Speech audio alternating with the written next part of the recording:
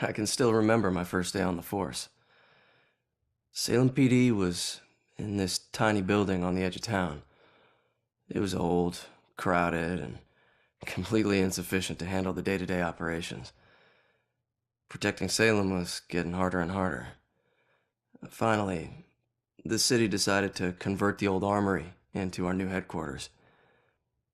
And when we finally moved in, I couldn't believe how big and modern the place was. Not bad for one of the first buildings in Salem. Plus, it just felt right. It used to be the city's first line of defense in a wild frontier, and now it had resumed its post once again, only this time in a modern world. The first week was a little chaotic as we settled in. One officer reported that someone had removed his gun from his locker. It took him 20 minutes to track it down, and when he did, he found it leaning against the wall in one of the unoccupied offices. Also, the late-night station operator reported a strange phone malfunction. Occasionally, when someone would call in to report a shooting, the recording would just stop.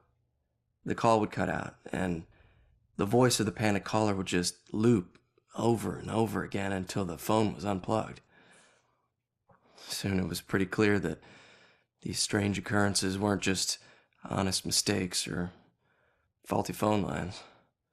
One evening, the medical examiner came running down the hall in tears. She noticed that her scalpels and other tools had gone missing.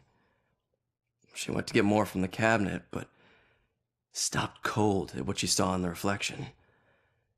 A ghostly silhouette of a Civil War soldier was standing over one of the corpses. She spun around. It was gone. She barely noticed how cold the room had gotten before running off. Of course, the guys didn't believe her. Hell, I didn't either, till I saw it with my own eyes. I was working late and got up to get more coffee. As I rounded the corner, I saw it in the reflection of the trophy case. It was staring right at me. He lifted an old, ghostly rifle and pulled the trigger. The trophy case fractured into a spider web of cracked glass, and I took off running. The captain didn't believe me and docked my next paycheck to replace the glass. I didn't care if people thought I was crazy. I know what I saw. People sometimes ask me if anyone else has seen it since, or if the specter still roams the halls. I always tell them the same thing. I wouldn't know. I transferred to Boston.